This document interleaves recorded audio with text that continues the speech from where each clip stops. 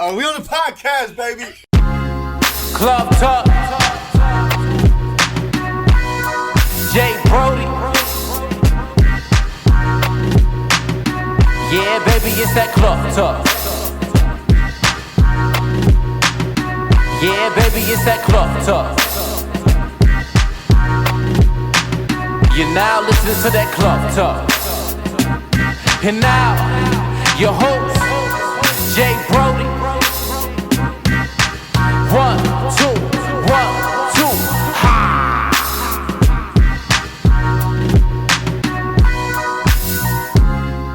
All right, we are back with another episode of Cloth Talk Podcast. First order of business, if this is your first time listening or watching the podcast, if you're watching on YouTube, make sure subscribe, comment, like this video. If you're listening on any of your podcast app of choice, make sure you go ahead, follow, leave me a rating, help me move up in the rankings. I would greatly appreciate that.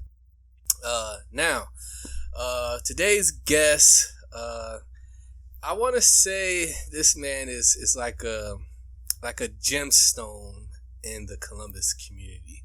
He's like one of those people that like does everything, knows everything. It's like behind the scene is moving shit, but nobody really knows that he's behind all this stuff. He goes by Stowe Show. Allen Stowe is here. Yes. In the flesh. Yes. How are we feeling today? I'm great. This is exciting. Anytime I get to speak out loud, my opinions on things. Yeah. Are you going to ruffle any feathers today? Oh yes. Yeah. Oh yes. Yes. Yeah, we were talking about a lot of stuff before we started recording. Mm-hmm. Like I said, when you got here, and I'm gonna be honest, I didn't have nothing written down. Mm-hmm. I just kind of scribbled some stuff down as we were just talking. Yeah. But we were talking about let's go back to the family dynamic thing. Oh yeah. Yeah. You were referencing a family member of yours. I won't say unless you want to. Yeah, you can set the scene. I will direct the movie. So your uncle. Yeah. You were referencing because we were talking about Kobe, and how that that type of loss impacts people. Yeah. And I asked you, did you cry? He's like, no, I didn't cry. I'm like, what? He's like, I didn't know him, and I was like, well, people. They still cry over people who they never met or not known. It's amazing. And he was like, I got an uncle who actually who just found out lives very close to me. Yeah, I don't talk to this guy. I'm like, what? And you started breaking it down. I'm like, how does this? He's like, I was like, are you going to see him after the show? He's no, absolutely not. So kind of get into that. Like, why not? Well, okay. So going back to the Kobe instance, yes. Which is a person who you admire, right? Yeah, absolutely, definitely. Yeah. That's not a secret. Mm-hmm. But I didn't know him enough to have an emotional connection to him. Gotcha. And like, you can never tell anybody how to grieve, and I don't this is not a diss to anybody that cried when Kobe died. That's just how I process it. I'm thankful for what he did while he was alive, and it's like, well, I gotta keep going, but it did crack me up because people were calling me like left and right. It was like I got more phone calls and text messages than on my birthday. Damn. Yeah, it was amazing. Wow. But I immediately thought about my uncle, and who he was a big Aretha Franklin fan. Yes. And I heard that he cried when she died. And which is not unusual. I mean, yeah, that's but fine. I just thought it was weird because it's like he didn't know her. Like one, there's a couple things. One, you definitely did not know her, no matter how in love you might have been with her. Yeah. And then two, it's not like you a musician. Like, I should be hurt because I'm a hooper and Kobe died. Like, dang, that's what I looked up playing basketball.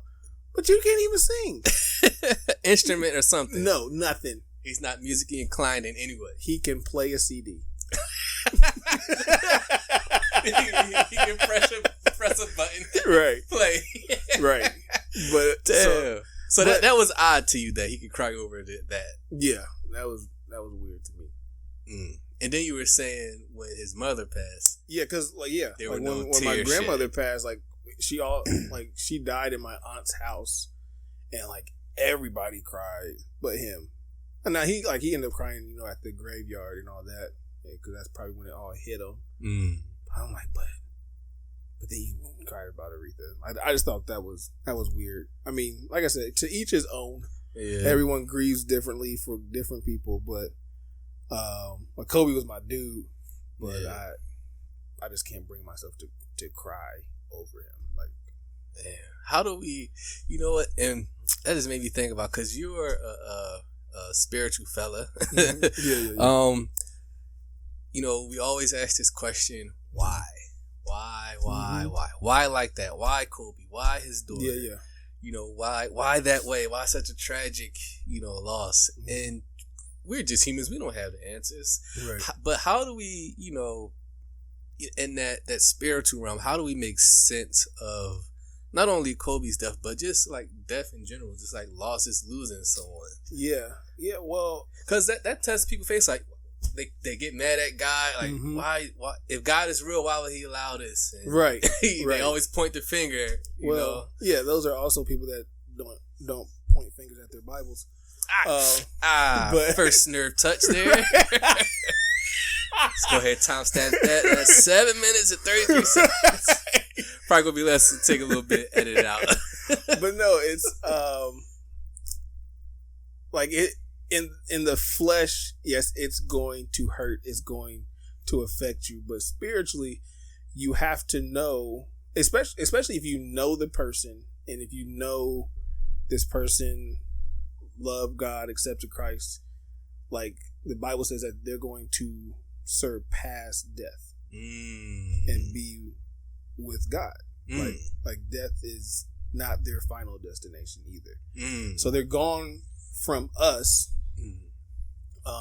and we just have to find the peace in that their purpose was served, and that was the end date. There's tragic. Yeah. How things. Helicopter accident. Yeah, that's crazy. Like, I'm sure he did not wake up that morning like, all right, well, this will be the last time I get in this helicopter. They were saying that he's traveled this way for years. Yeah. That's how he would travel from games to home and pick up his kids. Yeah, because he didn't want to be in traffic.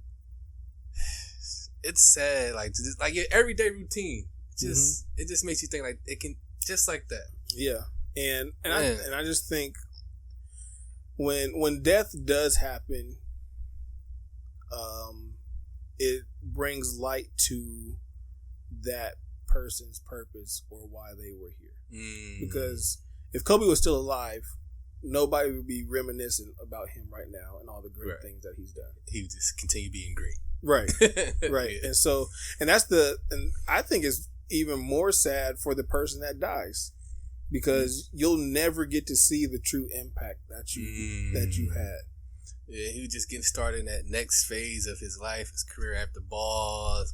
Yeah, and it's nice just getting started for him in that next phase. Yeah, I think we all have, individual desires and, goals that we want to achieve, but that doesn't mean that that's what we're here for. Yeah. What's really crazy is the night before Kobe died, I was preparing my Sunday school lesson because I had to teach the next morning. And in my Sunday school lesson, I had a point in there where I was talking about don't be afraid to look foolish on the mission God sent you on. And so when I put that point in there, I was like, oh man, I remember there was when Phil Jackson went and coached the Lakers, Kobe talking about how stupid they looked when he came, because throughout training camp, he had them practicing with no basketball. What? Yeah, like they were going through drills, like they were literally doing layup lines with no basketball. What? Yeah, and I was like, dang, I'm sure that looked really foolish. Right. But at the end of the year, they won the championship. Mm. So I was like, well, let me go look this video up so I can show it tomorrow in class. Yeah. And so before I got to that one, I came across an interview with him and Ahmad Rashad. And it's right. And so Ahmad asked him, he was like, do you think Phil Jackson coming changed your sense of purpose when it came to basketball? And Kobe said, no. He's like, no, I've known since I was a kid that my purpose was to play basketball. Like, God put me on earth to play basketball. Dang. And I was like, that's what's up, Kobe. That's deep. Right. That's a whole nother lesson. Let me get to his video. Then I go and, teach that next morning and show the video about the training camp. And I get home and Whitney texts me. I was like, this is a lie. Because she sent me the screenshot of what I didn't know at the time was the TMZ article. And I was like, people's really using TMZ's font to report fake news. Right. Yeah, like TMZ is just like, it's one of those platforms where I really don't put a lot of credit to when it comes to like breaking news, especially. Well, they got two big ones so far, now. right? I'm like, but so far they've been like, they got Michael Jackson and Kobe. Like, it's just scary how quick and fast they know. Like, they said they reported this shit before his wife even knew. Like, how the fuck how do you get that fast? Yeah, it's ridiculous. That's scary, man. Yeah, but yeah. So I think Kobe was, even though he started diving into his business endeavors, but like he truly served his purpose. Well, what gets me is like, I just think about like now his family, his wife, and the other kids. Like, how do they like move on from that? Like, just like with the Nipsey Hussle thing, you think about Lauren London and the kids. Like, how do they? Yeah. Oh man, I can't even like. I mean that. Yeah, I mean that's the toughest part about death is moving on. Yeah. But the point of it is to move on. Yeah. You know what I mean? So it's like, that's why it is important to, love the people that's important to you while they're here, to absorb what you can from them, because you never know. Yeah. But the thing about it is, if you take time to do that, like, you can always carry a part of them with you. Yeah. Yeah. And needless to say, you will not be seeing your uncle after this. I will not. Okay. Let's be clear. No. And that sounds real bad, right, with the context, but this man has learned nothing. Like, okay. Is it that bad you can't see the guy? Just to say, what's up, Unc? Hey, how you doing? Been a while. How's everything going? I could be mature and do that. Yes, but you're not. I will not, because I am. Would you consider yourself a petty man? No. Okay. No, I'm not petty, but I am protective. So I'm not going to, and I feel like I'm old, and I'm really not, but I'm just wise. But no, I just feel like I am not going to purposely put myself in a situation where I already have ill feelings going in. And this is beyond my uncle. Like, this is just a life principle for me. Like, because I've seen people on purpose go around people or go in areas where, they know somebody there doesn't like them, or they know they don't like somebody, or they are looking to fight. Yeah. It's just like, why are you going? The bad energy is just already there. Yeah, and it's like, it's a waste of my time. It's a waste of my time, and I am so eco-friendly with my energy. Like bad energy. That's what's killing the ozone layer. That's what Al Gore didn't know. Like, bad energy. Right? He thought it was global warming. What's really causing global warming is bad energy from humans. So I think I got it now. So it's just the smarter thing for you not make the visit. Yeah, and it protects both parties. Does he feel the same way towards you though? I have no idea. Do you care? No. Okay. That takes energy, Rome. It takes. I mean, Jay Brody. You don't care if you care. That's okay. No. That'll be edited.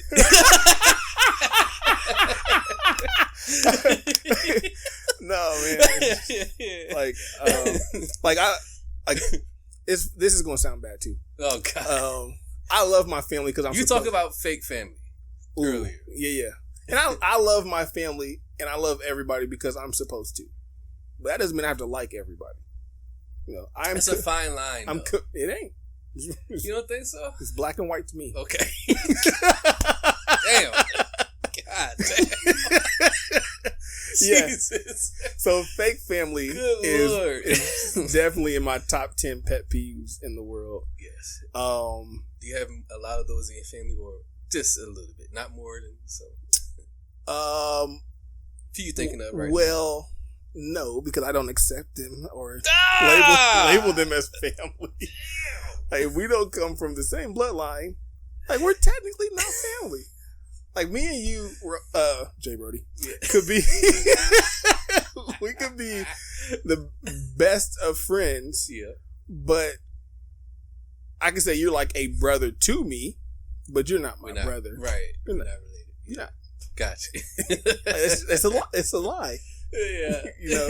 And then also, expectations come with labels. That's true. You know? That's very true. You know, so if I say, oh, this is my brother right here, but then you turn around and do something unbrother-like. You're not acting like a brother. Right. And I'm like, you're supposed to be my brother. Rah, rah, rah. Like, no. That's the label and expectations you came with, but I don't have to. But it's not fair for us to put that on people, though. Right? With the expectation? Yeah. Well, then don't put the label on them. But people just do that just willy-nilly, especially in the black community. Yeah. I'm like, oh, this is my fucking brother from another mother. Yeah. Like, well, let me borrow 20. Right. Come on, man, we brothers. Why I can't borrow 20? We're supposed to be family. Yeah. No, we're not.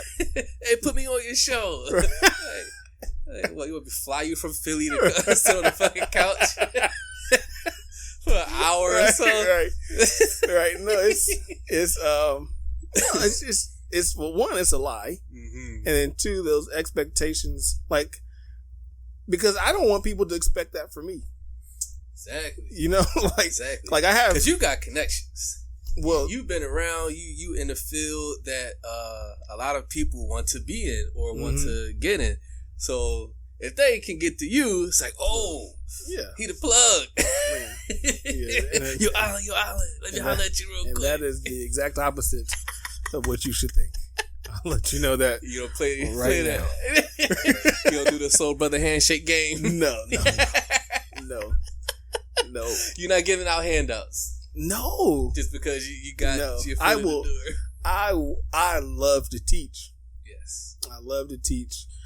Because most handouts, PSA, most handouts are not mutually beneficial.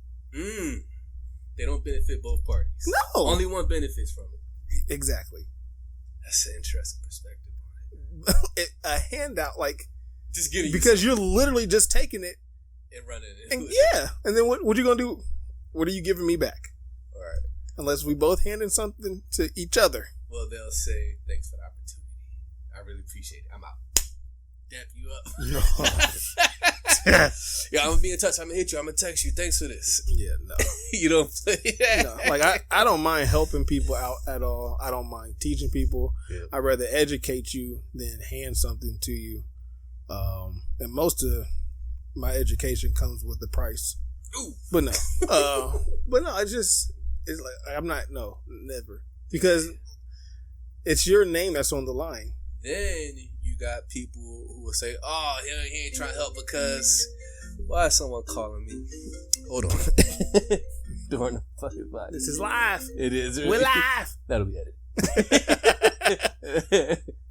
All right, and I'm back. Okay.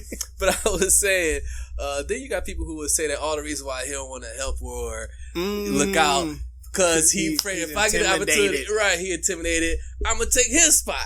That's why he ain't trying to look out. Another PSA. I ain't never scared. Because this is the thing. let me paint a picture real quick. Yes. Jay Brody. Go ahead. Yes. You can stand there and watch me build a house, and I can give you every piece of drywall, carpet, the sink, the toilet, and give you the tools. Same materials you use. Yep. But that doesn't mean that your house is going to look like the house I built. So I will teach anybody everything I know. But that doesn't mean that you're going to build it like me. That doesn't mean you're going to be me. That doesn't mean that you are going to be any type of success. Yeah. And then another part of that is that makes me not scared of someone taking my spot, right. Which is dumb because there are plenty of spots for everybody out here. Yeah. And then 2, if you become famous or blow up because of what I taught you, then I'm gonna take credit for that too. Right. This makes you look good. Right. Yeah. Right. And anybody that I teach, I want to be successful. Yeah. Because that's the reflection of a teacher. It's not like you're like, oh no, I'm not messing with them because I gotta protect my shit. I gotta protect my image. I've seen people like that, especially working in radio and television. Like they will show you enough to get by, but not get by that day. Man. Why do you think we do that though? Like, if it's always about, hey, I want to see everybody win. I want you to prosper. People who say that, they don't really mean that. You can't say that you want to see everybody win when you only experience losses. Like if you are not a winner, how can you want to see me win? If you've never won yourself. Like you are looking to me to be on your team so we can develop a team that wins. Right. But that's when jealousy comes. Well, we all try to do it together, then it's like side-eyeing, is like, and people get jealous. Yeah. And why he getting all the attention if we doing the same thing? Well, why can't I do what he's doing? Why I gotta play this role? Yep. That's unique. That is unique to blacks. Yeah. Black people is the only people that do that. Yeah. This is a good time to take a break. I think you ruffled some already in the first 20 minutes. I don't care. We got a lot more to talk about. In Columbus. Yes. Come see me. We're Columbus. North side. So, you're not high. I ain't. What are you high for? I'm sorry, we're supposed to take a break, but people are out here. Okay. People are out here lying. You're just flat out lying, or your intentions are good, but your execution doesn't match your intentions. Oh man, the formula is always easy. Hey, they coming for the smoke for you. I'm just saying. I don't care. Once this come out, it's gonna be Target, right? I can't wait till you post your promos and people is like, "Oh my gosh, he's like Stacey Dash on Fox News. He's turning his back on black people." That's right. It's the truth. It's the truth. Y'all are lying. Quit lying to make yourself feel better. Oh my goodness. Do some work, reap some results, then feel better. Good Lord. Okay, if you're still with us, make sure you go subscribe. Where can they follow you at? Man, you can follow me on every single thing at the Allen Stowe. That's the THE. Yes. ALLENSTOWE. The Boom. Allen Stowe on every single platform or theallenstowe.com. There you go. We'll be right back. Don't go nowhere. Please stay with us. It only gets better. Hey, the second that I tell them no, they gon' look at me strange. They gon' talk behind my back, they gon' say that I changed. They gon' say I'm acting different, I'm not acting the same. They gon' say I'm acting different, I'm not acting the same. You used to call me every day, but you stopped when it got rough. Really thought you had my back, I guess I wasn't enough. You used to call me every day, but you stopped when it got rough. I really thought you had my back, guess I just wasn't enough. All of my life it just been me and my mama. I've been dodging the drama, daddy never been around. I've been holding it down, so much weight on my shoulders, feel like I'm toting the boat and trying to make my way to the top. I'm getting closer and closer, man, I can feel it. I'm getting closer, and I can feel it. I'm getting closer, telling you I can feel it. I'm getting closer, telling you I can feel it. I'm just getting closer and closer. I'm getting closer. I'm getting closer. I'm getting closer and closer. I'm getting closer and closer. I'm getting closer and closer. I'm getting closer and closer. so close that I can smell it. I ain't fucking with these niggas, cause these niggas out here telling. Clutching whip is not a feeling. Oh no, I'm not a felon. I been stacking all this paper. I got all these niggas jealous. They jealous, yeah. Boys out here hating on a nigga. All this ice, I be skating on a nigga. They out here scared of a nigga. I been stacking all this bread on a nigga. Getting closer. Bitch, I'm getting closer. I'm getting closer. I'm getting closer and closer. I'm getting closer and closer. I'm getting closer and closer. I'm getting closer and closer. Alright, we are back right here on Cloth Talk Podcast. Stowe Show is still here. Yes. You may know him as Allen Stowe. I'm pretty sure a lot of people are not returning with us after that break. That's fine. That's fine. Yes. But the show will continue. The seed has been planted. Yes. Have you ever, we were talking about, you probably being labeled Uncle Tom after this. Have you ever been called these things? Uncle Tom, what any of those other non-black, oh, you ain't a real brother. Yeah, no. And if so, would that bother you? No. You don't give two fucks. No. Okay. Not at all. I mean, people have questioned my blackness, not based on my opinion, just based off of I haven't seen a lot of the classic hood movies. Oh, cause movies. I remember this time we were out and I was just throwing all these movies, the whole day I just kept just throwing movies yes, no. Yeah. And a lot of them were, you're right, not a lot of no's. Yeah. I just. Now, is that by your taste choice, or you just never got around to seeing them, or you don't really care to see them? All of the above. Gotcha. It just doesn't interest me. Because I guess partially because is it stereotypical? Is that why? I think one, it is, but two, it's not my story. I don't know what it means. It's not relatable to you. No, I don't know what it means to live in the projects or the hood and have to worry about the dope boy on the corner. But I do, so I understand it. I mean, if that's your story, yeah. That makes sense. I don't know what that means. I literally don't. You haven't lived in that environment. No, and I will never claim to be. You not walking around here like you hard. I had people live up the street from me we live in the same neighborhood. Why are you acting this way? I know your mama and daddy. You are not tough. And why are you only a gang member when the gang members come around? Damn. You about to expose people. Yeah. But I think that's the biggest reason, because now, ironically, my favorite movie of all time is Friday. That's just okay. That's a black classic. Yeah, classic. That's just hilarious. Yeah. But there are a lot of things in your makeup or your repertoire that will trump your black card, as they would say. Yeah, I don't fried chicken is not my first choice of chicken. Never. I will eat baked chicken in a heartbeat. So if we were at an event and there's a catering event, there's a pan of fried and pan of baked, you're grabbing the baked chicken. Absolutely. While everybody is in line for the fried chicken. Y'all can keep every piece of that. I am eating baked chicken. Is it health reasons, or you think this baked chicken tastes better? I think baked chicken tastes better. Wow. It's just better texture. So you didn't give two fucks about the chicken sandwich from Popeyes? I did have that. Aha. I did have Did you go crazy like everybody else? I did not, because Chick-fil-A is always going to win. Chick-fil-A over Popeyes. Even on Sundays. Even on Sundays.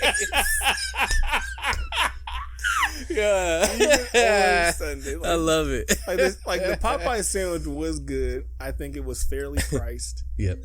But Chick-fil-A. Come on.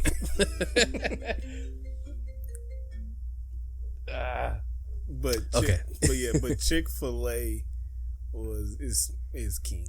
All right, hi folks, we're back. We had some technical difficulties, but you would never know because of the power of editing. Stowe Show was telling us about his upbringing because people were questioning, is this brother really a brother? And you were telling us you didn't have the traditional struggle of growing up in a hood and the projects and stuff like that. I think it would be disrespectful for me to claim that. Right. Like now, I'm not going to say I never saw a struggle or my parents, suffer through stuff, but it would be a lie if I said, "Oh yeah, all I knew was welfare and government cheese." like that's wasn't food it? Stamps. Like no, I never had to experience any of that. So your parents were well off. They were doing pretty good for themselves. It sounds like. Yeah, I mean they were doing good enough not to be that way. Right. And so what did your folks do? My mom's been a project manager forever. And then, my dad's worked in for several companies with the mailing service, with like internal mailing services and Gotcha. back end processing for companies. Right. Pretty decent jobs. Yeah. And when I was first born, we lived off of Livingston and Cushing, like the apartments over there. And then by the time I was 5, we were living in a 4-bedroom house out in Gahanna.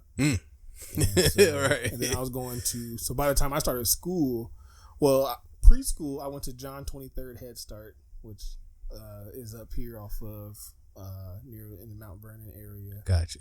And by Poindexter Village. And so this area well. Yes. This is where my grandmother lived. And my grandmother lived in Poindexter Village. But by the time I started elementary school, I was going to Westerville schools.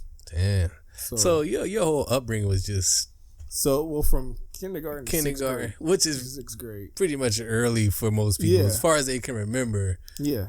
Damn. And then my parents split up and all that. And by 7th grade, I was going to Columbus Public, and it was a culture shock. I would say, because you was used to. Yeah, I was it's like literally heaven and hell difference. Jeez. Did you get yourself into any squabbles, any fist thrown? No. Did you just kind of stay away from all the madness, do your work, and that was it? Yeah, I'm like. You didn't get involved in all the craziness. No. Yeah. And what was funny is my mom thought I was going to be a thug. What were you showing signs of that? I guess because me and my mom were so alike, and I think I was ahead of my time growing up because I was staying toe to toe to her in debate. Your own mother. Yeah. And we and we're both so headstrong. She had it. Neither one of us knew how to be incorrect.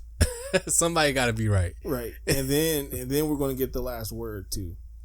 And so that's just a never ending battle. Yeah. So y'all just go at it. Mm-hmm. Yeah. So that's why she thought this boy probably going. Yeah. Damn.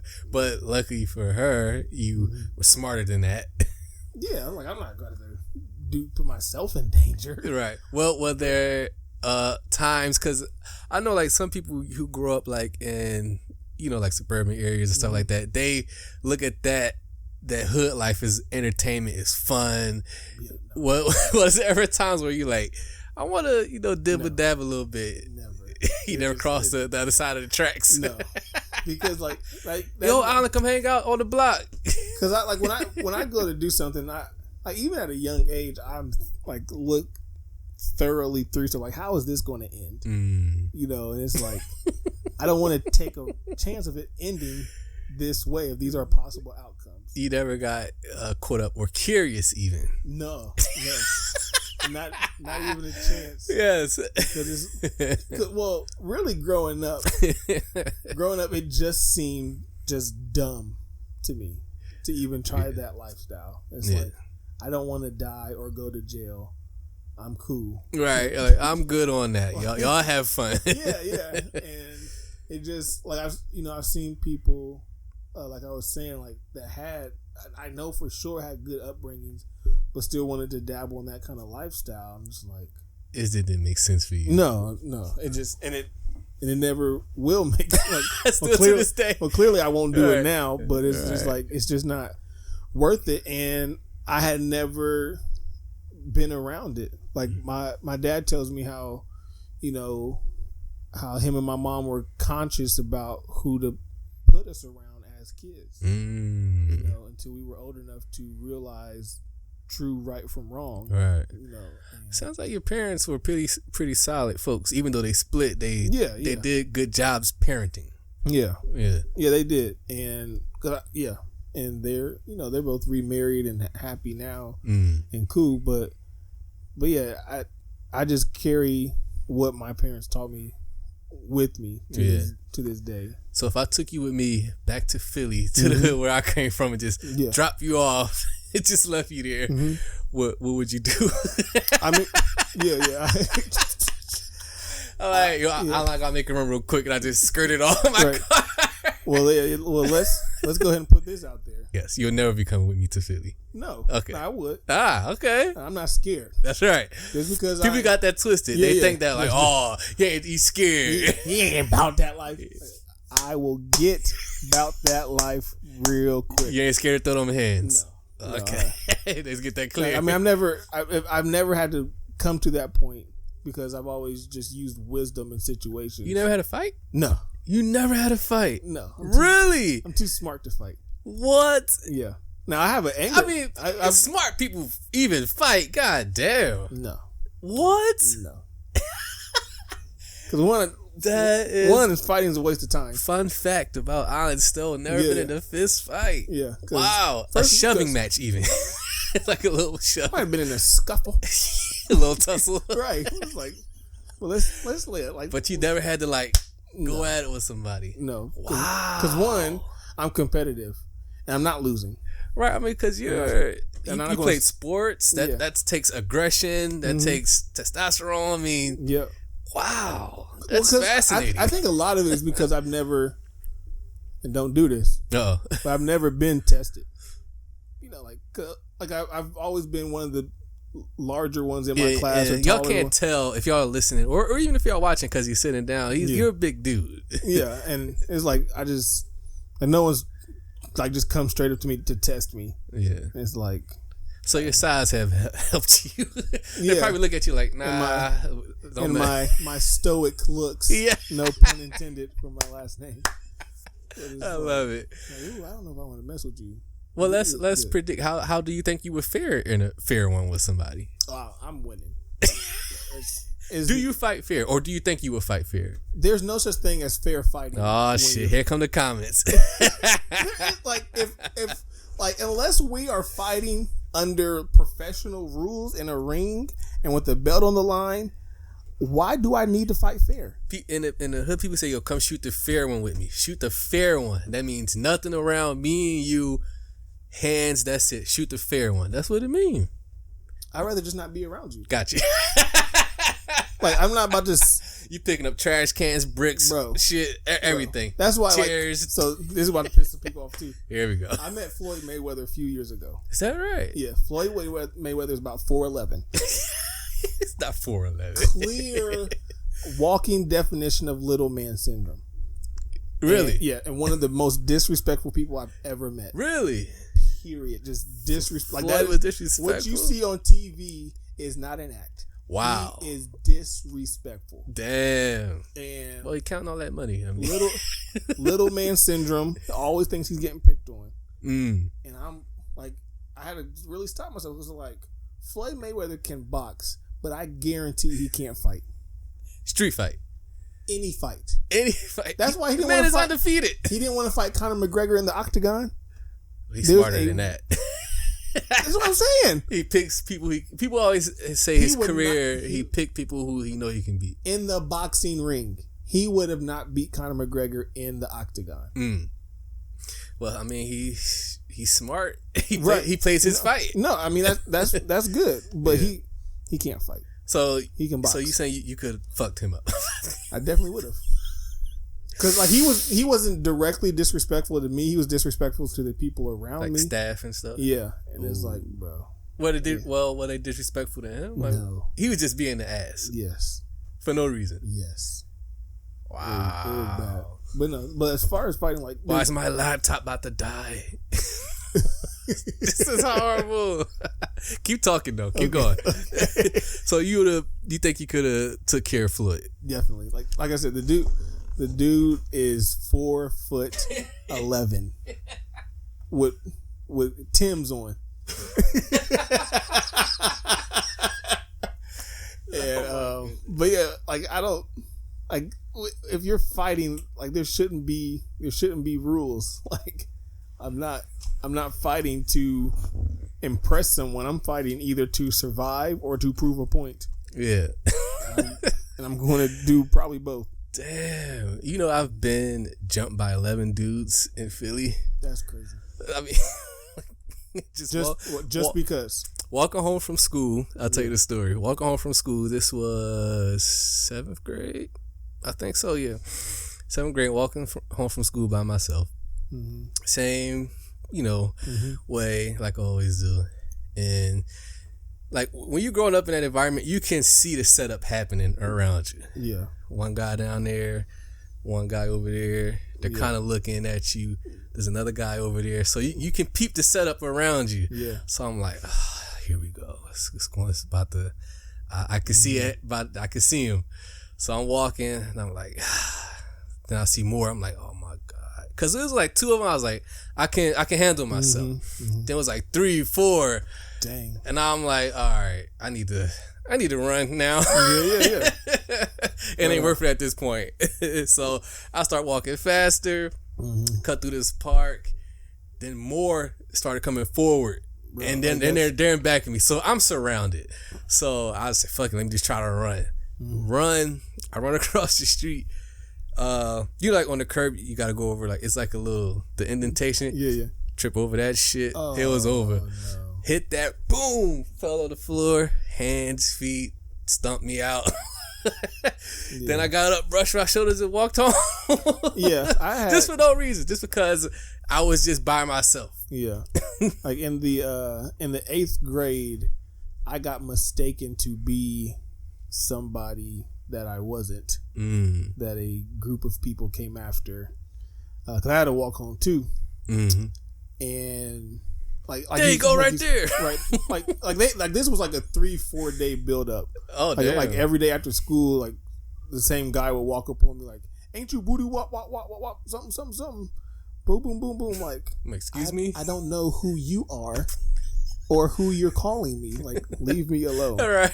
But this happened for like 3 or 4 days. So like the 4th day, I see them again. I'm like, oh my gosh. And so like it was probably about like 5 or 6 of them. Oof. And like cowards. They wasn't tough guys. Because they all got behind me. And then like they tripped my foot. And then yelled some kind of gang chant and ran off after I stood up. I think that's the fact that like they always run away. Yeah, like why run? Like we see you. Yeah. Like it's daylight. That's the same thing happened to me. I got stuffed out in front of the lady's porch. She watched me get stuffed out. After they ran away, she's like, "You okay, baby?" No. I was like, Geezer. Woman, I just. So did you count them? Right. Did you count them? I counted 22 feet. 22. Yeah, he said, "You get yourself home, baby. I'm sorry they did that. How about you give me a ride? Exactly. How about you give me call me a cab. I gotta walk home sore. Explain this to my mom. Yeah. Like. Oh man. But no, like, I've just never been tested. That's fascinating though. You never been in a fight. Yeah. I mean, not like I'm like come to blows. Like I said, the scuffles. Like the people tripped me and ran off. Like that's nothing. Right. I remember at summer camp, a guy got mad at me and charged at me. Like he just came running and charged at me like from like 30 yards. So it's like I see you. Right. And I just guided him to the ground. He just used his energy. Right. And then I remember, I believe it was third grade. That's hilarious. 3rd grade, one of my friends was getting bullied on the playground at recess. And they told me about it. And I was like, he did what? Right. And so I found the dude that he was talking about. I took him by his shirt and just kept swinging him around in circles and then let him go to where his shirt like grew like 3 times the size. I got caught and they was like, oh, just go. This is Westerville schools. Go stand on the wall, cool off. That was Right. the punishment. For 5 minutes. My goodness. I stood on the wall. As soon as the teacher turned around, I walked off the wall like, Yeah. I'm standing here.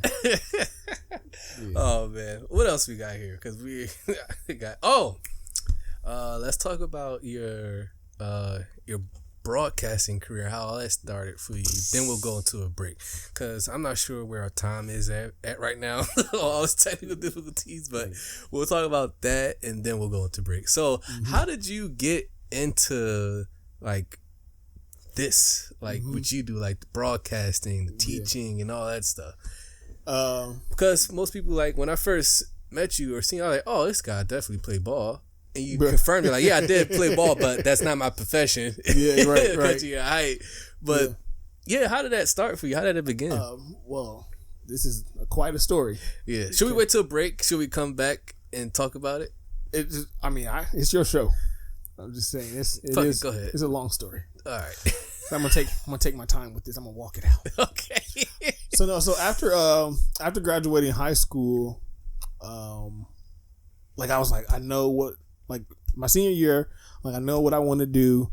I know what I want to major in, and that's like I've always been education first. Like I love basketball. I like in high school I probably would have died for basketball. Yeah. But at the end of the day I knew like I had to get an education first. And so I wanted to major in computer engineering. And I was like, my dream is to major in computer engineering and play basketball somewhere at the same time. And so shout out to Indiana Tech University for making that happen. Because being a technical college, I went straight into my major. And I'm thankful for that because I found out that I didn't want to do that for the rest of my life. Is that right? Yeah, like I literally went away. What turned you off about it? It wasn't what you thought it would be? Right. And I wasn't ready. Like I was like the expectation, like going there was to already know about what you wanted to do. And I wanted to go there to learn about what I was interested in. Gotcha. You know what I mean? So I went to Indiana Tech to find out that there were two things in life that I didn't want to do anymore. Yeah. And that was computer engineering and basketball. But I finished out my freshman year. Like I knew at Christmas break of my freshman year, I was not coming back for my sophomore year. Really? Yeah, because on like majority of my life, I think all my life since the church I go to, my dad has always done the video there. And so, as things evolved, I would just always hang out with him, and I would just help out. And so he got asked to start doing weddings. So I was just, tagging along with him. He was doing high school football games, the whole nine. But he was just doing it just because he loved it as a hobby, and nothing professional. It was just fun for him. Yeah, wow. Exactly. And so when I came back home my freshman year at Christmas break, I saw somebody at church like doing my job. I was like, wait a minute, let's not get this twisted. Who that? Right. And so I asked my dad. Yeah, that's why I asked my dad. Who is that? Who's this dude sitting in my chair? And he was like, oh no, he's just doing this to get some lab hours or internship hours for the school he goes to that teaches radio and TV. And I was like, there's a school for that? Here? Your eyebrows raised. Yeah. Say what now? So suddenly I approach people, but I did this time. I was like, hey man, like you go to school for this? Yeah. And so he told me about the Ohio Center for Broadcasting. I was like, okay. So I got back to Indiana and I looked them up, and they was like, oh, it's a 10-month program. We'll help you get a job. We'll train you. Blah blah blah. I was like, that's it. Because I'd rather work than go to school. Because the homework stuff was getting for the birds. You got I've tired of it. Been doing this since preschool. Right.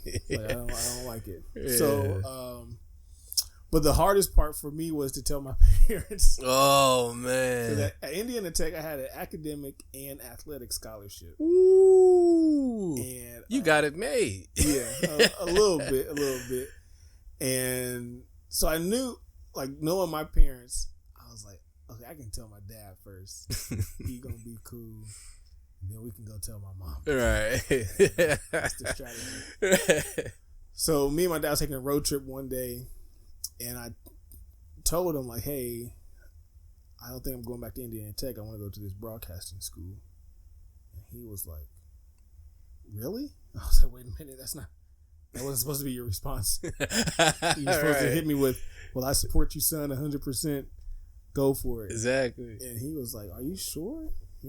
Because he wanted me to be the first male in our family with a 4-year degree from a school. Like, that's what, like, he was looking at that kind of. So you were the one. Yeah. And I was like, well, sorry, well, I'm not doing that. No.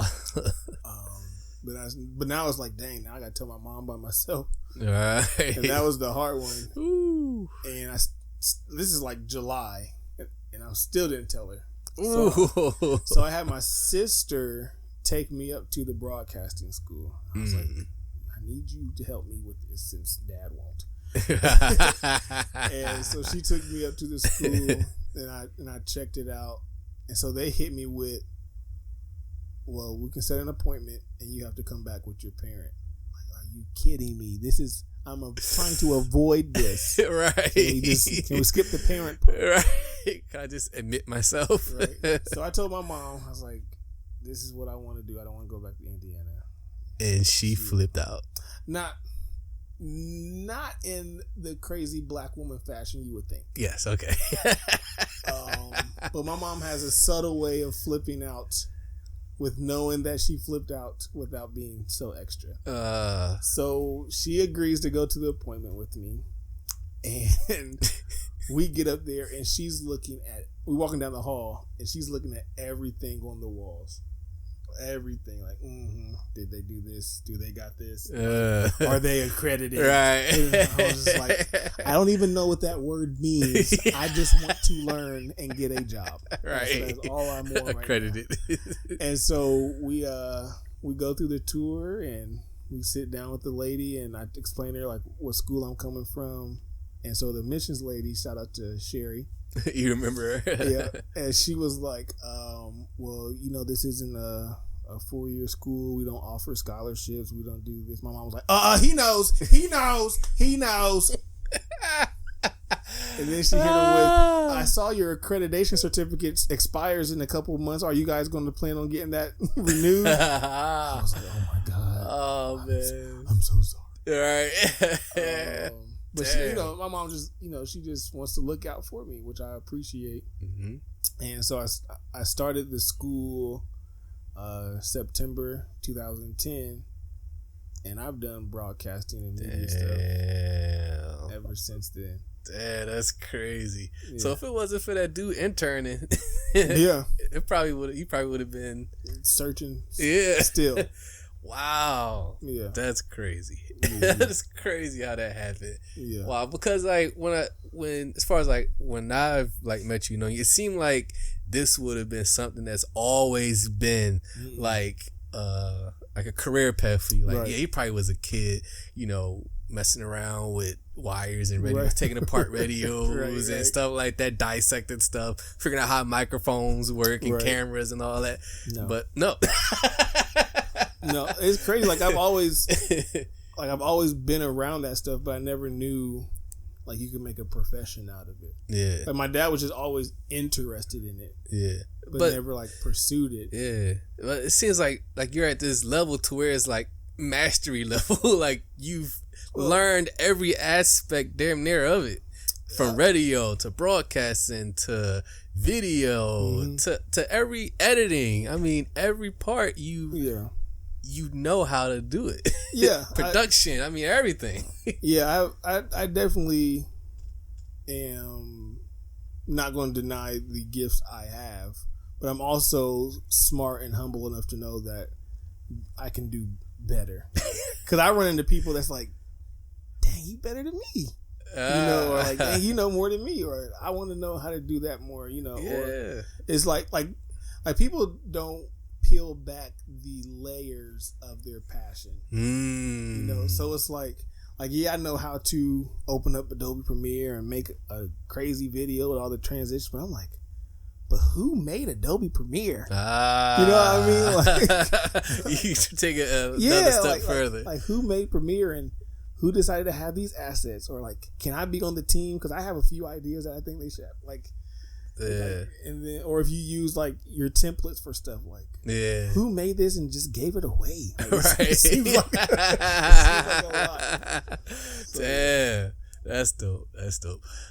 We'll take one more break right here on Cloth Talk Podcast. Allen Stowe here, aka Stowe Show, is here. Tell them where they can find you at again. Follow me everywhere at the Allen Stowe. So that's the ALLENSTOWE. Got a bossy E in my name. Makes that O long. It's not Stowe. Right. It's Stowe. People say Stowe. Turn me up just a little bit. Sometimes. Oh my goodness. Here we go. Alright, make sure you don't go nowhere. We'll be right back. I swear these niggas so wet. I'm like, give it. Oh, it ain't my turn to rap yet. Okay. Oh, this me right here? Alright. Look, somebody told him, get off my scrotum, get off the podium, that whack shit is over, bruh. And to my last bitch, I'm over, yeah. I'm probably lying, but fuck it, I'm pulling this Lotus up, sipping from Oprah's cup, hoping to catch a buzz. We knocking doors down, who knows if they shall open up. My only goal is just to overcome. We black on, hallelujah, Rosa rode the bus. They teaching babies how to hold the guns.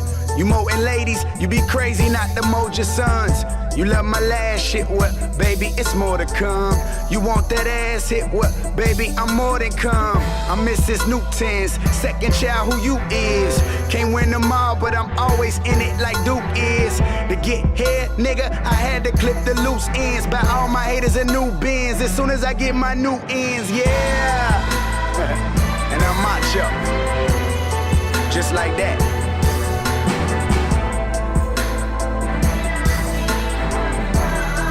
Oh, this what you want. This what you want. That make them feel shit.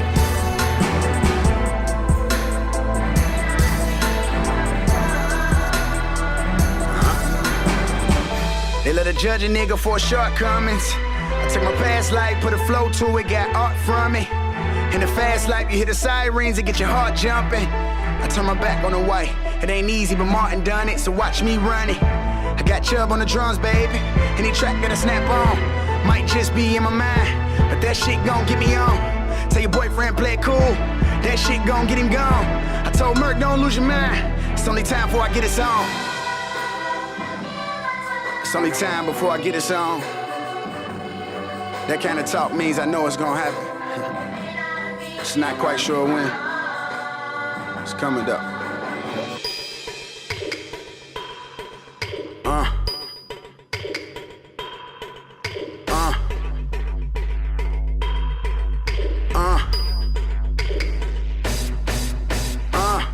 I'm in a city full of haters, trapped with a city full of villains.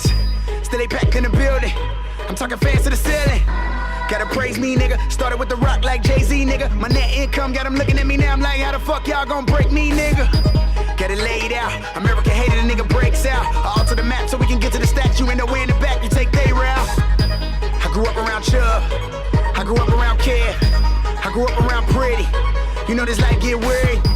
Rest in peace to them, forever holding on until we meet again. The irony is every song I make, they give me words to say, so I'm releasing them. I'ma need some film, somebody better get the recording. These whack niggas kept fucking the game. I made that hoe go and get an abortion. I need more than a portion, rap money like I need more than a fortune. Tryna buy me a bitch, big crib, and all I need 400 horses. I need bodies for kicks, a couple Louis Vuittons, I need more than forces. Tryna buy me a bitch, big crib, and all sign filled with Porsches. We are back right here on Cloth Talk Podcast. Hopefully you're still with us. Hopefully Allen hasn't ran anybody off, particularly my black listeners. Hey, you don't care. I do. That's I do. right. I do not. I do not. Oh man! Oh, we go to after we talk about this, we have to talk about you and Taz's podcast, which is hella entertaining. Okay.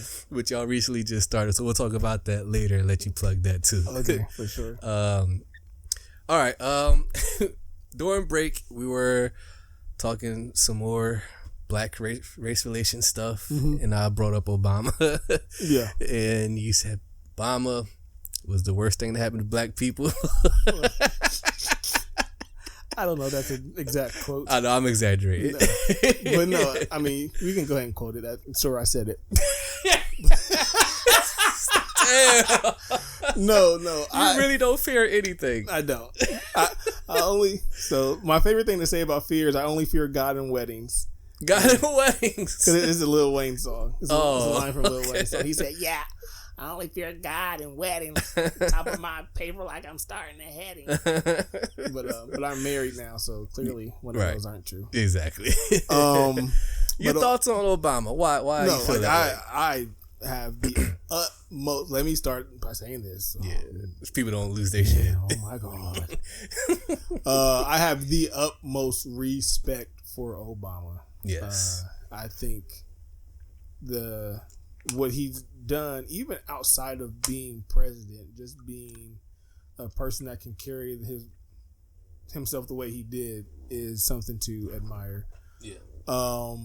I've had the pleasure of I've got to film Obama and Jay-Z and I believe his name is Bruce Springsteen during Obama's second term run. Really? They came here to Nationwide Arena. Wow. Like the day before the election. And that must have been a hell of an experience. Yeah, Jay-Z put on a concert. Obama came out and gave his last rally speech. Wow. And I definitely respect him. I love that he, can always say, well, he can say he's first black president, even though Abe Lincoln was.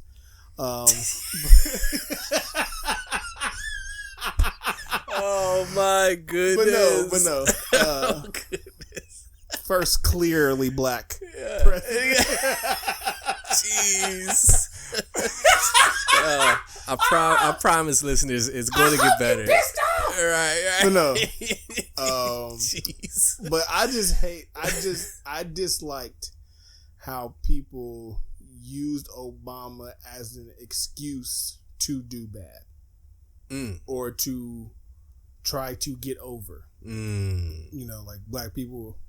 I've heard multiple black people like, oh, we can do that now. Obama's president. Like, yeah. So then why was you doing it when Bush was president? Right. Like, what's the difference? Because people did the same thing with, they do the same thing with Tyler Perry, and they do the same thing. They did the same thing with Black Panther. Yeah. Like, oh my gosh, a black superhero. Like, first of all, comics been out for 30 years. Right. Let's go ahead and get that straight. This is nothing new. And this was created by a white person. Like, I don't understand. Like, yeah. You see, the man that created it's in the movie. Yeah. Like the all black cast and blah blah. Like, can you imagine Black Panther in Africa with white people? Like, who do you think they were going to cast? Like, of course, it makes sense. Who was going to? What you going to?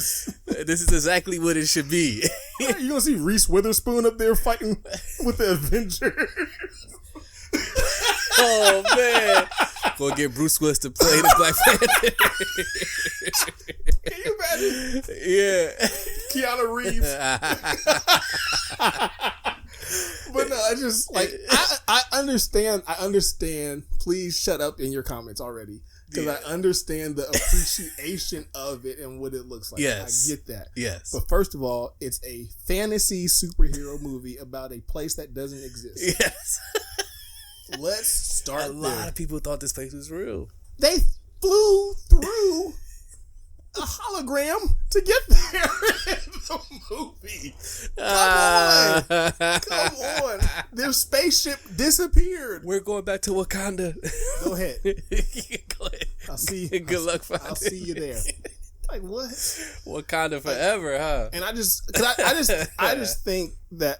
Because, okay, I'm so mad that this just changed into this conversation because this has sparked a lot. Oh, goodness. So, but content is king. So, I just think black people as a whole underestimate themselves and our excellence.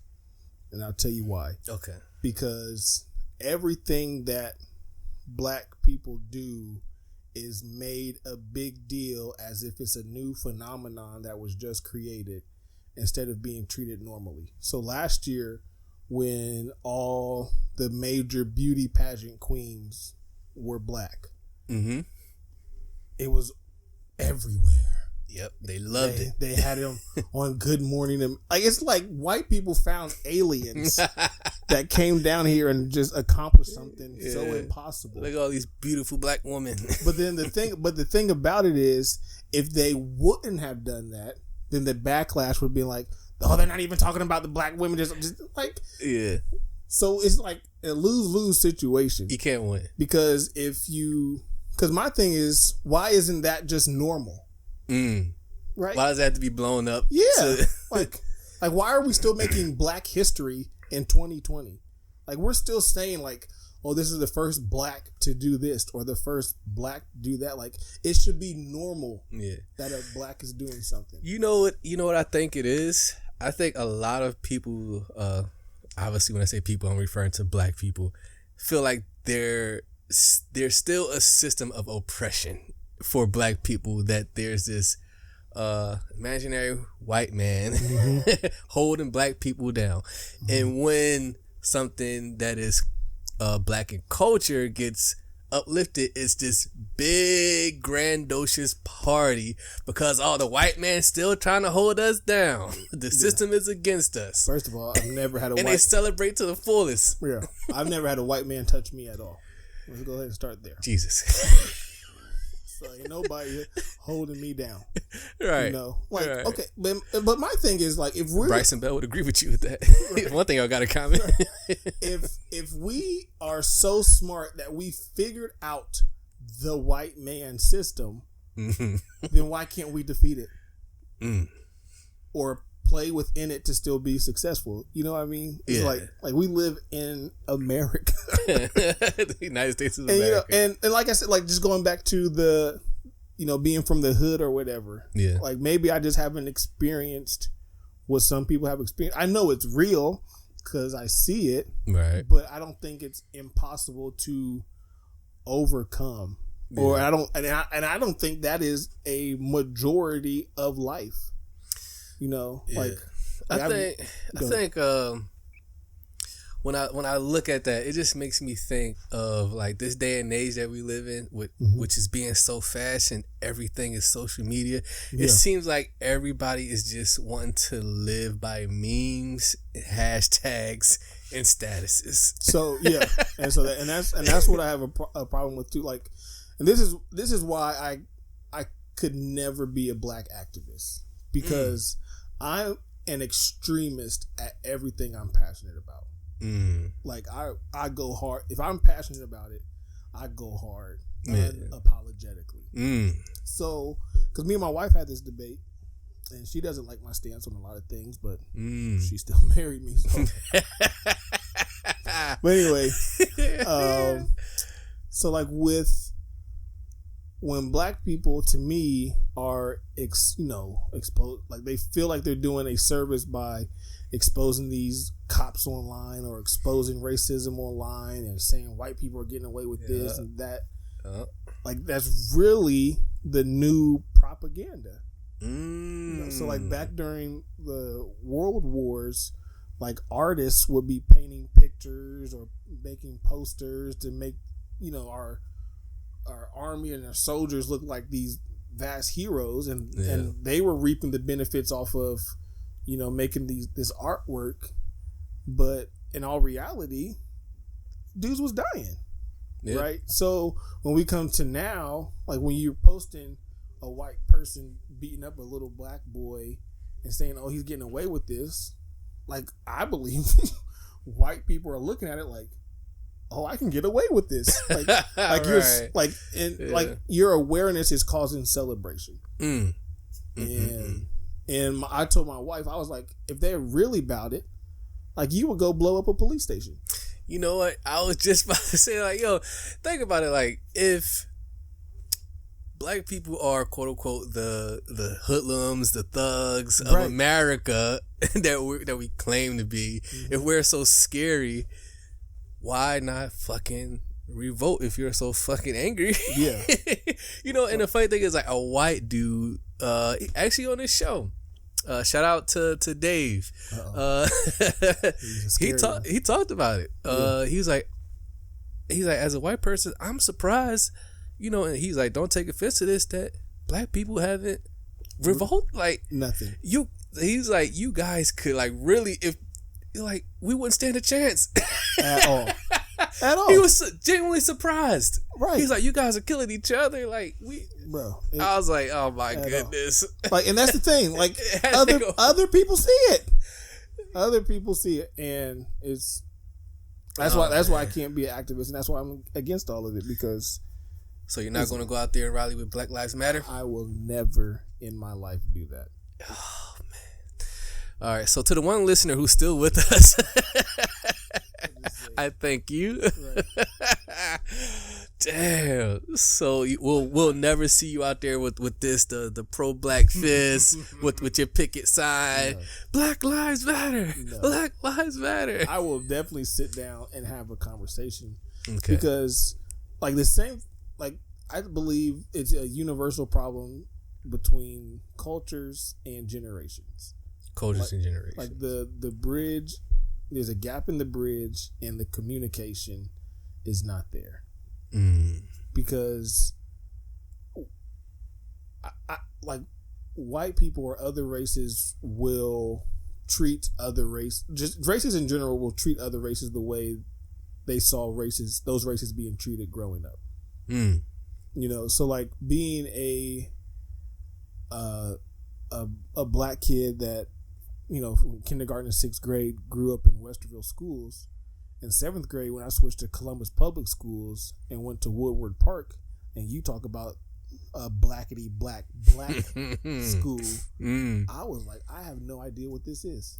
You felt, that's funny because you felt out of place with your own people. Yes, I was like, who are these hoodlums? First of all, I had never seen that many black people collectively at one time. Really? Up to that point? Never. Like, we could count the number of jungle bunnies in my school. Jungle bunnies. Right. And even like, and this is why it's hard for me to grasp onto it too, because being in Westerville schools, and maybe I was just oblivious to it, but I'm around the whitest of the white and never experienced racism. Really? No. Never been called the N-word by your white counterpart? Definitely. But, I mean, I didn't. It wasn't offensive to me. I was like, I don't. Okay. Like, all right. You are too. Like, what? Damn. Like, I don't get offended by that, and that's a whole nother topic. The N-word. Because if white people made up nigga, they should be able to say nigga whenever they want to.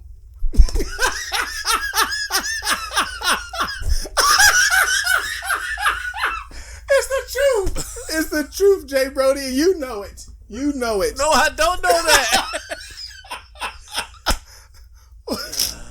That's like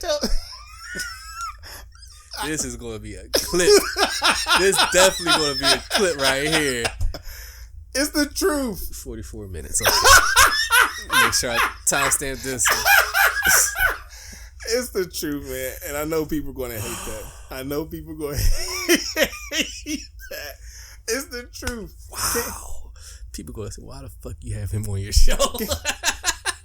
That's like, all right. You can't create. Fuck it. Let's dive into it then. Okay.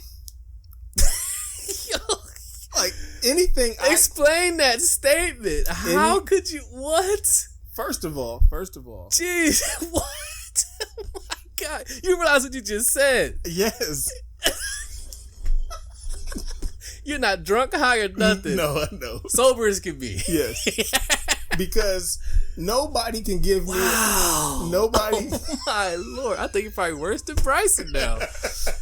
Nobody can argue against it except that it's degrading to black people. That's the only argument they have. I believe. Unless you can go with a different one. The whole origins of the word. Educate me. Maybe I don't know. You know the origins just on the word? I don't have to educate you on the word. Dave Chappelle said yes that all white people had a meeting and called them no-gooders. He's like, that's not. He said that's not rough enough. Not rough enough. No-gooder, no-gooder, nigger. Oh my goodness. Like, that's Dave Chappelle said. Oh wow. Okay, so. But outside of that, yes. What? Jesus Christ. I understand the origins of the word. Yeah. Well, let me preface this. Then we shouldn't be allowed to say cracker. Okay. I agree with that. They should be highly offended when we call They them. don't give two shits. They're like, Right. oh, like, really? Okay. Right. Oh, you redneck? Yeah, my uncle too. Like they don't get offended at all. Wow. I think, well, let me preface this. Like, for me, people get surprised about me because I'm from the hood in Philly and I don't say the N-word. Like, they look at me like, what? Like, you don't, you from Philly, right? I'm like, yeah. You don't say? I'm like, no. They get surprised. I just have like, it's just, I don't know, it just doesn't feel right to say it. So personally, I decide not to say it, and obviously the history behind it. Yeah, I don't say it. Yeah, and I respect that and appreciate that. Yeah, but for the common people, you believe everyone should be able to say this word. I don't see why not. It's a word. Jeez, like who? Like there's no such thing about. That I know of as there being a law against words. Right. It's freedom of speech. It's a cultural law, yes. Yeah. And isn't how? But goodness, but that's a lot of power behind that though, because white people know not to say it. That is true. That is so. But powerful. I mean, let's keep it real. They still say it in private. Oh my! In their cars, they be listening to music. Come on, they be letting that thing fly. I even asked a white person. I like you like. He's. I'll be honest with you, like. Because I was working with white people at this time, and actually this gentleman has been on my show before, Jake. He was like, I'll be honest with you, he's like, I'm not going to say it around you because I understand you might fuck me up. He's like, look at you, like you're big and buff, like I wouldn't say it around you because I don't want you to whip my ass, but he's like, I also have enough respect to not say it around you, but he said, but trust me, like when I get in my car, I'm radio on, I'm letting it fly when I'm at home, talking to my friends. We use it amongst ourselves, but I'm not going to say it in front of you. So I think that's dumb. He should be able to feel comfortable to say it around me. I think so. And I told him that. I said, so I was like, okay, I understand that. I was like, why not say it around me then? Like, why do you feel like you have to censor yourself? He's like, don't be fake. He's like, I just don't want to offend you or you beat my ass or something like that. Because once again, racial dynamics, he has this image of black people as always being the aggressor, and if he say it around me, he assumes there's going to be repercussions that's not going to be good for him. Yeah, and that to me that's just an uncomfortable way of living, to have to censor yourself around one word. Yes, around a group of people. Right. Right, and that's the part that cracks me up the most, is that white people will say it in private or amongst their own, which makes it just as racist as if you call someone that. Like, right. Like that's you're already saying it. According to Dave Chappelle, that's how it was created. Right. That's so hilarious. But no, I don't know. I just like. I get what you're saying. You're saying you shouldn't be able to censor a word. Yeah, bro. Like nobody owns that word. Right. Technically, right. You know what I mean? Like no one owns the language. Yeah. But it's just a cultural, horror story in a sense. Who don't say that, or right? Like you better not say that word. Like who cares, bro? Like, do you use the word often? Oh, it makes my teeth white. Jeez Louise. But no, I love it. No, I say it because in lieu of not saying other harsh things, which has been a recent change for me. And no profanity for Stowe show? No, I can't do it no more. Oh, really? You give a cussing? Yeah. Wow. Yeah. I imagine that's pretty rough, tough, challenging. Yeah. Cause not, cuss. I mean, it just shows, like, I had to prove to myself just another level of self-control. you know, because there's just, you know, areas in my life where I'm trying to elevate, and I don't want to be the reason why I don't. Gotcha. You know, and you know, if you get, the biggest problem is people getting stuck in their own ways because they won't give up something, or because they feel like they have to have something. Yeah. You know, and if I want to, you know, go out here and educate and inspire people, I just want to do it in a way where I can be who I am 24/7. Gotcha. That's dope. How have you been doing so far with it? Good. I'm a year strong. Nice. Yeah. Nice. Have you ever had slip ups here and there, or got close? Like, had to stop yourself? I've had to stop myself. Yes. but nothing came out. So when I would be a liar if I said I didn't think it. Yeah. Saying it is different. Right. Because I will look at you and think it. Yeah. All day. Right. You know, we talked about a lot. Yeah. But I would be remiss if we don't cover a few things before we got here. We got to talk about your books. Oh, man. Your podcast with the wife. Yeah. And your new endeavor with Radio 1 that you're about to embark on. Yes, sir. The book or books. Yes. The first one was, what was the title again? What were you thinking? What were you thinking? Then you hit us with Sherman's sermons. Sherman. What did I say? Sherm. Right. Sherm. I don't know why I did that. Thinking of the paper towel. Sherman. No. Yes. Yeah. Sermons for the struggle. Yep. And then in April 2020, I will be releasing Chosen to Be Elect. Yes. So let's briefly talk about the first one. Yeah. So what were you thinking? So the first book is called What Were You Thinking? The Guide to Becoming a New Thinker. Yep.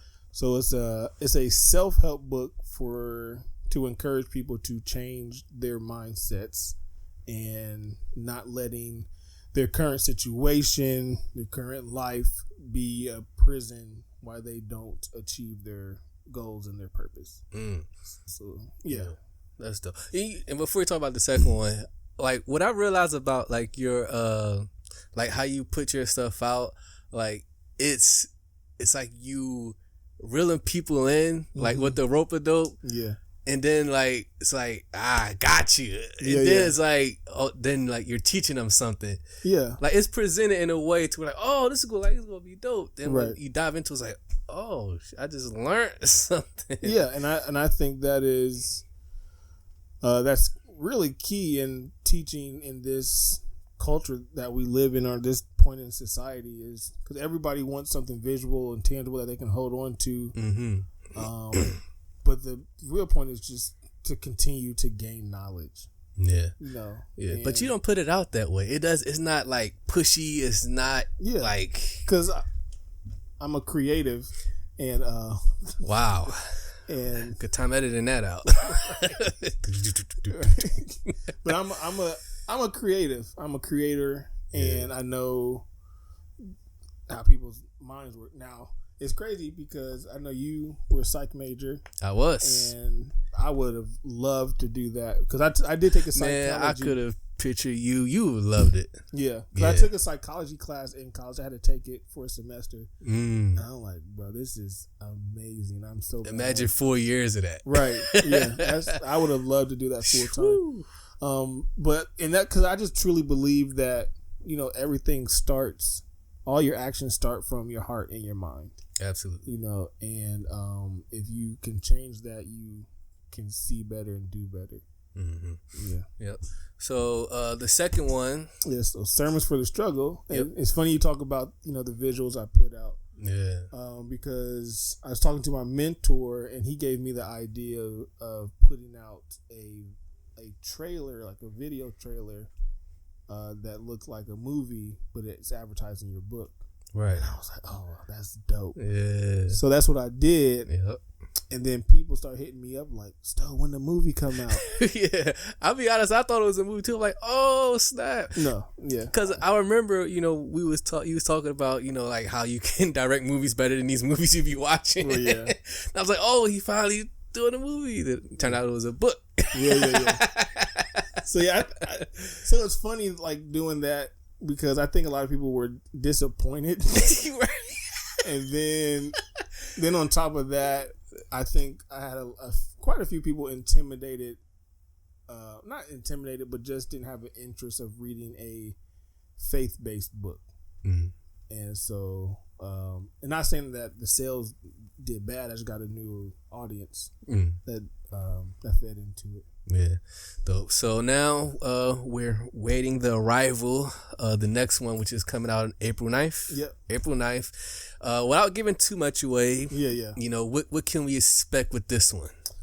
Well, Chosen to Be Elect was very strategically thought out as far as the release time of it. Yeah. And I know that 2020 is a huge election year. Yes. But my goal with this book is to let people know that they have already been chosen for a purpose, and there's nobody who comes into any type of earthly authority that can revoke your election already.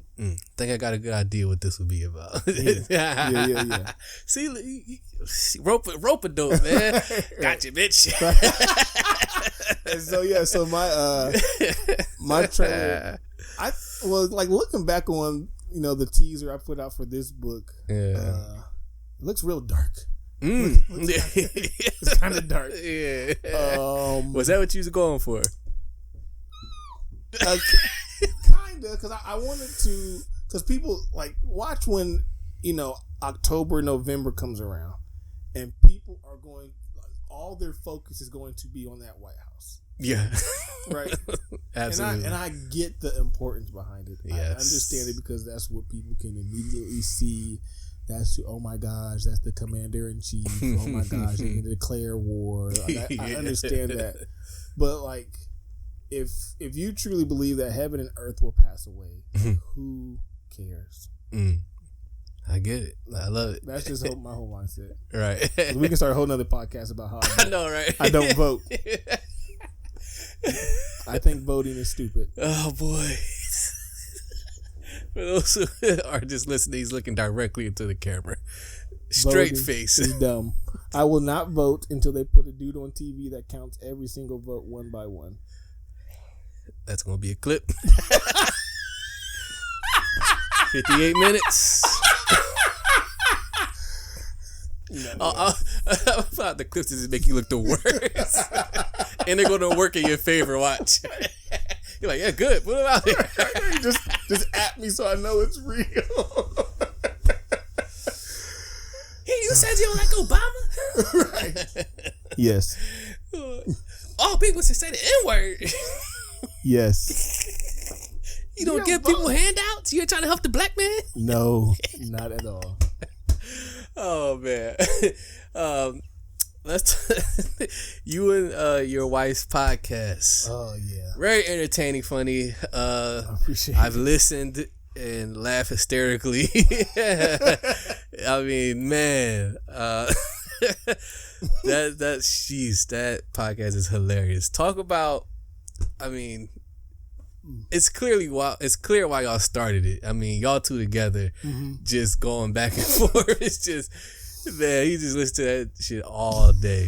Right. Yeah. So so our podcast is the Allen and Taz podcast. Yep. So ALLEN and TASZ podcast. Available everywhere except YouTube. It's just audio. Yes. And like my wife and I have been together for almost 9 years, and like when we cut the phones off, the TV off, we just have some of the best conversations ever. Yeah. And obviously, with my unorthodox opinion on certain topics, as we've seen today, right, it makes for very entertaining conversation. Indeed. So we were just in the kitchen one day cooking and having a conversation about something, and I was like, "Bro, like the mic's in the next room. Like we need to record this." Yeah. And that's just how it is. I think in the first episode, like she was nervous. Oh, well, I was like, I don't care. Like this doesn't have to be pretty. No, he wasn't going for that. Yeah, let's just go. Yeah. So I'm a clown, and I make fun of everything, right? And we just keep going with right. that. It's literally like sitting in like just y'all just being yourselves. Like that's how we really have conversations. Yeah, like it's nothing extra. Like we'll come up with the topics and kind of we'll lay out a format for each episode. Yeah. But after that, it's just like that's how we talk when the mic's on or off. That's so good. Yeah. So make sure y'all check that out. Finally, you're about to embark on a new journey. You're getting back into your old career. Yeah. Broadcasting. It's an exciting time for you, I bet. I mean, let us know what's going on, man. Yeah, it is. So by the time this airs, I am an on-air personality. Imagine that. For Radio 1 Columbus, on Joy 107.1, which is the gospel station here. So you can listen to radio the traditional way by going to 107.1 on your radio, or you can listen worldwide with the Joy Columbus app. Nice. I have no idea what time I will be on. It'll probably to start off primarily be on the weekends. Yeah. And then I can see me moving to another time slot as the year goes on. Nice. Yes, that's exciting, man. Yeah, I'm excited, and it's just something that's right on time for me, for real. You ready for this? Yeah. And because when I worked there before, and I was on Power. That's right. Which is the 107.5, 106.3 was which is the hip hop station. And it was still fun. That was the right time then. Cutting up. But that's just where I learned. That's where my roots came from, and how to perfect a show, how to sustain a show. Now I can go off and do it on my own. So dope. This will be my third station that I'm on. Nice. So I was on Power, and then I worked for Sunny 95, and now here. So so I'm not afraid of the lights. Nice. Well, I'm pretty sure for those who are still listening this far, you learned a lot about this guy, didn't you? Yeah. Stowe shows his name, what he goes by. Yeah. Man, I want to thank you for coming on. I appreciate you having me. We'll probably have you back on with you and Bryson together. See how that goes. That would be entertaining. That will be hilarious. You'll probably just sit out that whole episode. I'll probably just turn the mics on, just mediate. Right. Time for a break. I'll just come in when it's time for a break. You just throw out one word. Yeah. All right. Trump fried chicken. Right. Trump fried chicken. The N-word. Right. Well, I agree with it. Right. That's what So just like ditto. Yeah. Ditto. Next. Right. No, that's hilarious. Let them know again where they can find you at, and let them know if they want to buy your books and stuff, all that stuff if they want to get your books, the ones that are out, where they can get all that stuff from too. Yeah, so I would prefer if you all went to theallenstowe.com to purchase the two books that are out, and you can pre-order the third one, Chosen to Be Elect, right now. But it'll be available for purchase in April. Prices will probably go up, so get it early. Yep. And yeah, you can find me anywhere: Twitter, Facebook, Instagram. I hate Snapchat. I really hate Snapchat, so don't find me on there. Yeah. But everything is at the Allen Stowe. Dope. You can get everything there. Yeah. And send all your hate comments that way. Yeah, please mention me in comments so I know it's real. Yes. All right, this has been another episode of Cloth Talk Podcast. Make sure you subscribe if you enjoyed this episode. Subscribe so you don't miss another one. Leave a comment, follow, share with your friends and family, all that good stuff. We'll see you next time. Goodbye. Wait, let's get Jerome.